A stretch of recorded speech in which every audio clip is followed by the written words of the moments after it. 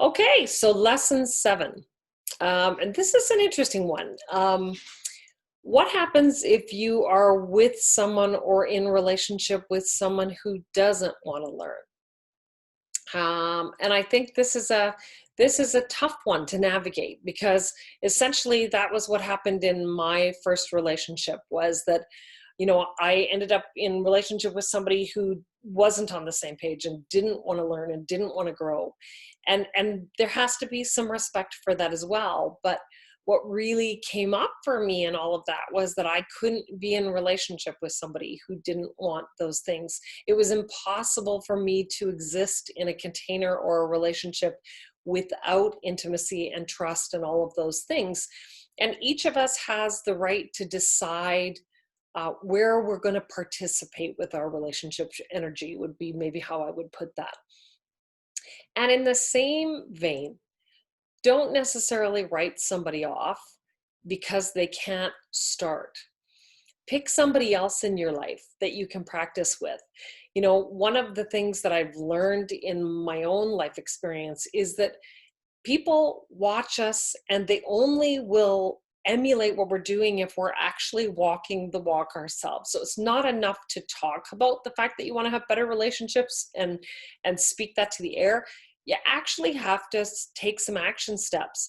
And that's one of the reasons why I think the shift is such a profound tool. Is it's simple, it's very easy, it's very practicable. I mean, something that's so simple you can show the little video to your kids and your kids will get it. Like, this is not a complex, difficult thing. It takes a little bit of practice, and mostly it takes awareness to stay out of the belief that you're arguing about what you think you're arguing about. You are never arguing about what you think you're arguing about. You are always dealing with old, unhealed energy. So taking the pressure off, like I said, that instant burn thing that's so loud for you in relationship, and being able to channel that into something that's old and already past and a cold event, something that doesn't really matter anymore because the time's already passed, changes that energy completely.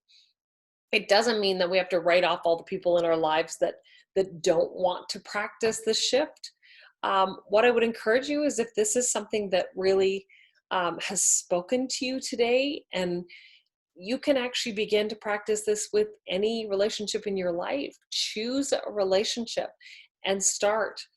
And don't start in the ones where the people aren't willing. And you may find that over time, like I said, we each have a right to choose the experience that we want to have. Nobody else can choose that for us. And so maybe over time we realize that if we don't have somebody who's willing to participate with us, maybe we're in the wrong place. Um, we have to go where we find nourishment and where we can actually learn and grow and feel safe and create trust.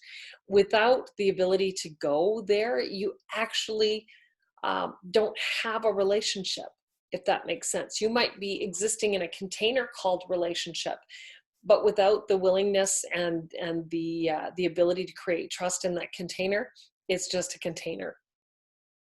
So I hope that that helps you. Like I said, I've gone through, and I may do one more session on here with Dave, sort of a live vulnerable session where we actually talk about some of the things that we've navigated through and some of the push pulls that have happened, because I think he has a really different um, maybe way of processing that as a man than my female brain does. And although that's a bit of a vulnerable experience for us, I would like to be able to share my experience of some of the things that we've navigated, and then listen and have you understand, especially those of you that are male viewers, what his perspective and what his experience of our relationship has been.